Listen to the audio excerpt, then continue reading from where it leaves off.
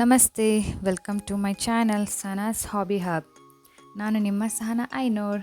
So let's get started. ಇವತ್ತು ಒಂದು sweet ಆಗಿರುವಂಥ ಸ್ವೀಟ್ ರೆಸಿಪಿನ ಮಾಡ್ತಾಯಿದ್ದೀವಿ. ಅದು ಹಾಲಿಂದ.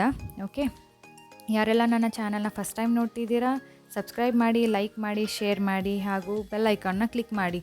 ನಾನು ಯಾವುದೇ ಒಂದು ಹೊಸ ವೀಡಿಯೋ ಅಪ್ಲೋಡ್ ಮಾಡಿದ ತಕ್ಷಣ ನಿಮಗೆ ನೋಟಿಫಿಕೇಷನ್ ಬರುತ್ತೆ. ಓಕೆ, ಈಗ ಒಂದು ಬಾಣಲಿ ತೊಗೊಳ್ಳಿ. ಸ್ವಲ್ಪ ಡೆಪ್ತ್ ಇರುವಂಥ ಬಾಣಲಿ ತೊಗೊಳ್ಳಿ, ಏಕೆಂದರೆ ಹಾಲು ಉಕ್ಕು ಬರಬಾರ್ದು. ಆದ್ದರಿಂದ 2 ಲೀಟ್ರ್ ಹಾಲು ಹಾಕ್ಕೊತಿದ್ದೀನಿ ನಾನು ಇದರಲ್ಲಿ. 2 ಲೀಟ್ರ್ ಹಾಲನ್ನ ಚೆನ್ನಾಗಿ ಕಾಯಿಸ್ಕೊಳ್ಳಿ. ಉಕ್ಕು ಬಂದು ಸುರಿಯೋದು ಬೇಡ, ಸಿಮ್ಮಲ್ಲಿ ಇಟ್ಕೊಳ್ಳಿ. ಚೆನ್ನಾಗಿ ಕುದಿ ಬರಲಿ. ಅಲ್ಲೇ ಸ್ಟಿರ್ ಮಾಡ್ತಾಯಿರಿ ನೀಟಾಗಿ. ಅದು ಉಕ್ಕು ಬರದೇ ಇರೋ ಹಾಗೆ ಸ್ಟಿರ್ ಮಾಡ್ತಾ ಇರಬೇಕು.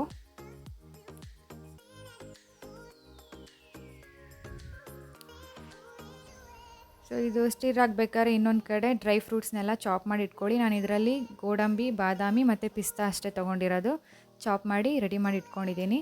ಈಗ ಜಗ್ಗಲ್ಲಿ ನಾನು ಅರ್ಧ ಲೀಟ್ರ್ ಹಾಲಿಗೆ 2 ಕಪ್ಪಷ್ಟು ಕಾರ್ನ್ಫ್ಲೋರ್ ಹಿಟ್ಟನ್ನು ಮಿಕ್ಸ್ ಮಾಡಿ, ಅದೊಂದು ಕ್ರೀಮಿ ಕನ್ಸಿಸ್ಟೆನ್ಸಿ ಬರೋ ಹಾಗೆ ಅದಕ್ಕೆ ಮಿಕ್ಸ್ ಮಾಡ್ತಾ ಇದ್ದೀನಿ.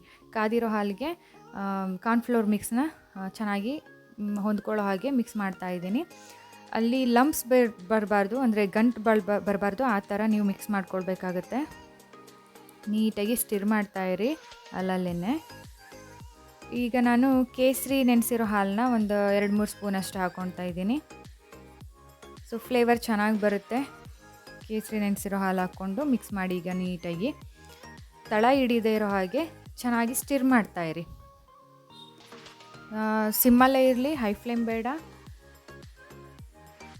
ಸೀದೋದ್ರೆ ಏನಾದರೂ ಅದು ಫ್ಲೇವರ್ ಚೆನ್ನಾಗಿ ಬರೋಲ್ಲ. ಸೊ ಈಗ ನೆಕ್ಸ್ಟ್ ನಾನು 5 ಕಪ್ಪಷ್ಟು ಸಕ್ಕರೆ ಹಾಕ್ಕೊತಿದ್ದೀನಿ. ಸೊ 2 ಲೀಟ್ರ್ ಹಾಲು, ಅರ್ಧ ಲೀಟ್ರ್ ಹಾಲಿಗೆ ಕಾರ್ನ್ಫ್ಲೋರ್ ಮಿಕ್ಸ್ ಮಾಡಿ ಹಾಕ್ಕೊಂಡಿದ್ದೀನಿ. ಸೊ ಟೋಟಲ್ 2.5 ಲೀಟರ್ಸ್ ಆಗುತ್ತೆ. ಅದಕ್ಕೆ ನಾನು 5 ಕಪ್ಪಷ್ಟು ಸಕ್ಕರೆ ಹಾಕ್ಕೊಂಡಿದ್ದೀನಿ. ನೀವು ನೋಡ್ತಿರ್ಬೋದು. ನೀವು ಇನ್ನೂ ಜಾಸ್ತಿ ಸಿಹಿ ಇಷ್ಟಪಡ್ತೀರಿ ಅಂತಂದರೆ ಬೇಕಾದ್ರೆ ಇನ್ನೂ 1 ಕಪ್ ಎಕ್ಸ್ಟ್ರಾ ಹಾಕ್ಕೊಳ್ಬೋದು. ಇಲ್ಲ ಮೀಡಿಯಮ್ ಆಗಿ ಸಾಕು ಅಂತಂದರೆ 5 ಕಪ್ ಸಾಕಾಗುತ್ತೆ. ನೀಟಾಗಿ ಈಗ ಸ್ಟಿರ್ ಮಾಡ್ಕೊಳ್ಳಿ. ಸಕ್ಕರೆ ಹಾಕಿದ್ಮೇಲೆ ಸ್ವಲ್ಪ ನೀರಿನಂಶ ಥರ ಕಾಣಿಸುತ್ತೆ, ತೊಂದರೆ ಇಲ್ಲ. ಒಂದು 2 ನಿಮಿಷ ಕುದಿ ಬಂದರೆ ಸಾಕು, ಹೊಂದ್ಕೊಳ್ಳುತ್ತೆ. ತಳ ಹಿಡಿದೇ ಇರೋ ಹಾಗೆ ಸ್ಟಿರ್ ಮಾಡ್ತಾನೆ ಇರಬೇಕು ಕಂಟಿನ್ಯೂಸ್ಲಿ. ಈ ರೆಸಿಪಿ ಸ್ಟಾರ್ಟ್ ಆದಾಗಿಂದ ಕಂಪ್ಲೀಟ್ ಎಂಡ್ ಆಗೋವರೆಗೂ ಸ್ಟಿರ್ ಮಾಡ್ತಾನೆ ಇರಬೇಕು. ಸೊ ಈ ಥರ ಕನ್ಸಿಸ್ಟೆನ್ಸಿ ಬರಬೇಕು ನೋಡಿ. ಸೆಮಿ ಸಾಲಿಡ್ ಆಗಿರಬೇಕು. ಸಾಲಿಡ್ ಆಗೂ ಇರಬಾರ್ದು, ತುಂಬ ತೆಳ್ಳಗೂ ಇರಬಾರ್ದು.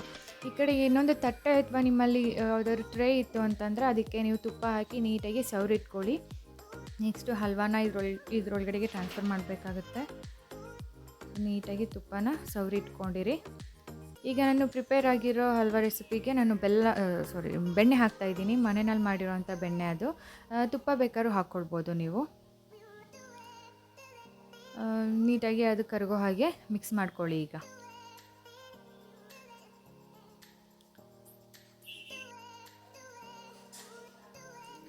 ಬೆಣ್ಣೆ ಎಲ್ಲ ನೀಟಾಗಿ ಕರಗಿ ಮಿಕ್ಸ್ ಆಗಲಿ. ಈಗ ಇದಕ್ಕೆ ನಾನು ಡ್ರೈ ಫ್ರೂಟ್ಸ್ನ ಹಾಕ್ಕೊತಿದ್ದೀನಿ. ನಾನು ತುಪ್ಪದಲ್ಲಿ ಹುರಿದಿಲ್ಲ. ಬೇಕು ಅಂದರೆ ನೀವು ಡ್ರೈ ಫ್ರೂಟ್ಸ್ನ ತುಪ್ಪದಲ್ಲೂ ಹುರಿದು ಹಾಕ್ಕೊಳ್ಬೋದು. ನಾನಿಲ್ಲಿ ತುಪ್ಪದಲ್ಲಿ ಹುರಿದಿಲ್ಲ, ಡೈರೆಕ್ಟಾಗಿ ಕಟ್ ಮಾಡಿರೋದನ್ನ ಹಾಗೆ ಹಾಕ್ಕೊಂಡಿದ್ದೀನಿ. ಈಗ ಪ್ರಿಪೇರ್ ಮಾಡಿರೋವಂಥ ಹಲ್ವಾ ರೆಸಿಪಿನ ತಟ್ಟೆಗೆ ನಾವು ಮುಂಚೆನೇ ತುಪ್ಪ ಸವರಿ ಇಟ್ಕೊಂಡಿದ್ವಲ್ಲ ಅದಕ್ಕೆ ಟ್ರಾನ್ಸ್ಫರ್ ಮಾಡ್ತಾಯಿದ್ದೀನಿ. ನೀಟಾಗಿ ಎಲ್ಲನೂ ಹಾಕ್ಕೊಳ್ಳಿ. ಫ್ಲಾಟಾಗಿ ರೆಡಿ ಮಾಡಿ ಇಟ್ಕೊಳ್ಳಿ. ಇದು ರೂಮ್ ಟೆಂಪ್ರೇಚರ್ನಲ್ಲೇ ಕೂಲ್ ಆಗಬೇಕಾಗುತ್ತೆ. ತಕ್ಷಣ ರೆಫ್ರಿಜರೇಟರ್ಗೆ ಇಡೋದು ಬೇಡ. ಈಗ ಡ್ರೈ ಫ್ರೂಟ್ಸಲ್ಲಿ ನಾನು ಗಾರ್ನಿಷ್ ಮಾಡ್ತಾಯಿದ್ದೀನಿ. ನಿಮಗೆ ಬೇಕಿರೋವಂಥ ಡ್ರೈ ಫ್ರೂಟ್ಸ್ನ ತುಪ್ಪದಲ್ಲಿ ಹುರಿದು ಗಾರ್ನಿಷ್ ಮಾಡ್ಕೊಳ್ಬೋದು. ನಮ್ಮ ಮನೆಯಲ್ಲಿ ಹೀಗೆ ಡೈರೆಕ್ಟಾಗಿ ಇಷ್ಟಪಡೋದ್ರಿಂದ ನಾನು ಹುರಿದಿಲ್ಲ, ಹಾಗೆ ಚಾಪ್ ಮಾಡಿ ಹಾಕಿದ್ದೀನಿ, ಕ್ರಿಸ್ಪಿಯಾಗಿ ಸಿಕ್ಕುತ್ತೆ ಅಂತ. ಸೊ ಈ ಥರ ಕನ್ಸಿಸ್ಟೆನ್ಸಿ ಇರುತ್ತೆ ನೋಡಿ. ಈಗ ನೀವು ಯಾವುದೇ ಕಾರಣಕ್ಕೂ ಬಿಸಿ ಆಗಿರೋವಂಥದ್ದನ್ನ ರೆಫ್ರಿಜರೇಟರಲ್ಲಿ ಯಾವುದೇ ವಸ್ತುನ ಇಡಬಾರ್ದು. ಅದು ರೂಮ್ ಟೆಂಪ್ರೇಚರ್ಗೆ ಬಂದು ಕೂಲ್ ಡೌನ್ ಆದಮೇಲೆ ಇಡಬೇಕಾಗತ್ತೆ. ಸೊ ಈಗ ನಾನು ಅದು ರೂಮ್ ಟೆಂಪ್ರೇಚರಲ್ಲಿ ಕೂಲ್ ಆದಮೇಲೆ ನಾನು ರೆಫ್ರಿಜರೇಟರಲ್ಲಿ ಒಂದು 20 to 25 ಮಿನಿಟ್ಸ್ ಇಟ್ಟು ಈಗ ಅದನ್ನು ತೆಗೆದಿದ್ದೀನಿ. ಕಟ್ ಮಾಡ್ತಿದ್ದೀನಿ. ನಿಮಗೆ ಬೇಕಿರೋ ಶೇಪಲ್ಲಿ ಕಟ್ ಮಾಡ್ಕೊಳ್ಬೋದು. ಮೋಲ್ಡ್ಸ್ ಇತ್ತು ಅಂದರೆ ಮೋಲ್ಡ್ಸಲ್ಲೂ ಇಟ್ಟು ಬೇಕಾದ್ರೆ ಕಟ್ ಮಾಡ್ಕೊಳ್ಬೋದು. ಇದು ತುಂಬ ಈಸಿಯಾಗಿ ಆಗೋ ರೆಸಿಪಿ. ಯಾರೋ ಸಡನ್ ಗೆಸ್ಟ್ ಬಂದರೂ ಮಾಡ್ಬೋದು, ಅಥವಾ ಮಾಡಿ ರೆಫ್ರಿಜರೇಟರ್ನಲ್ಲಿ ಅಟ್ಲೀಸ್ಟ್ 1 ವೀಕ್ವರೆಗೂನಾದರೂ ಇಡ್ಬೋದು ನೀಟಾಗಿ ಏರ್ಟೈಟ್ ಕಂಟೈನರ್ನಲ್ಲಿ. ಸೊ ಪೀಸಸ್ ತೆಗೆದ್ರೆ ಈ ಥರ ಬರುತ್ತೆ ನೋಡಿ. ಸಾಫ್ಟಾಗಿ ಜೆಲ್ಲಿ ಥರ ಇರುತ್ತೆ. ಮಕ್ಳಿಗಂತೂ ತುಂಬ ಇಷ್ಟ ಆಗುತ್ತೆ. ಸೊ ಟ್ರೈ ಮಾಡ್ತೀರಾ ಅಲ್ವಾ? Thanks for watching.